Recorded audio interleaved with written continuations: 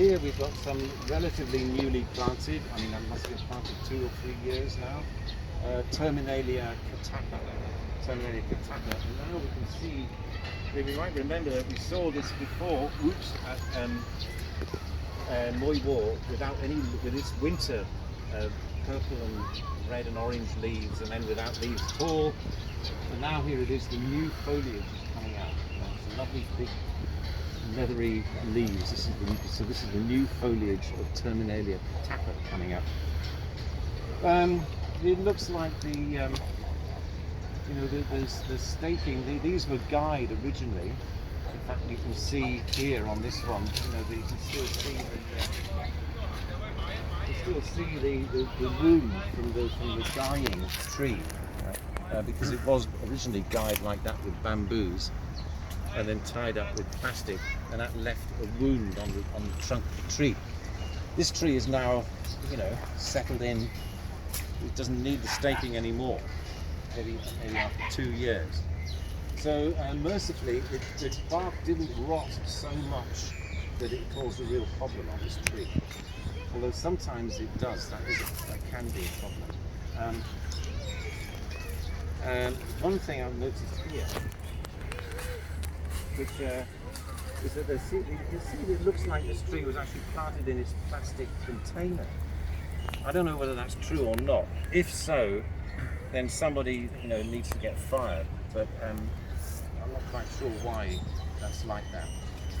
Maybe I'll phone up Yappa Sam, right, and ask about it. Or maybe you can. One other thing about this area, though, is of course the trees would. The original idea was to have a tree cover and then shrubs underneath. So the designer quite logically chose shrubs that like to be in the shade. So here we've got a Livistona chinensis, and we've got what have we got here? A Rhapis humilis, right? This is Rhapis humilis, the small Rhapis plant. And they look like they look disastrous. What a disaster. Right? It looks awful. I mean, these things just can't tolerate the sun.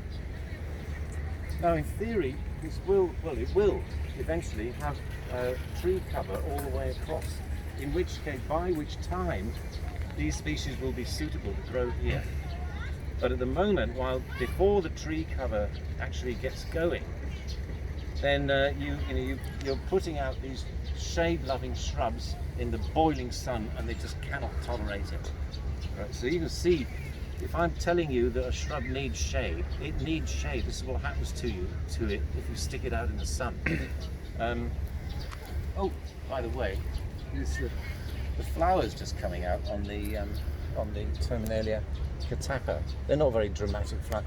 They haven't come out yet. I mean, they're about to open. They will open up soon, right? And then the thing actually makes kind of a almond-like nuts in the autumn. So I'll find one later when they actually are in flower.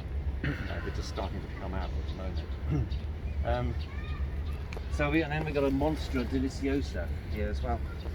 I mean, that needs shade. It simply can't tolerate being out here in the boiling sun. So what are you going to do? You may have to have 2 phases of shrub planting. Or you're either going to have to choose plants that can tolerate both situations, or you're going to have a kind of preliminary shrub planting, and then later on start to interplant with the shade-loving plants later that you actually want. But that's a management thing.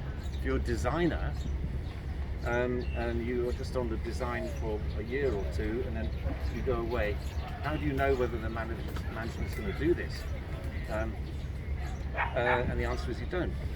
But it's something to bring up, something that you have a responsibility to tell the management that they should do. Whether they do it or not is another matter.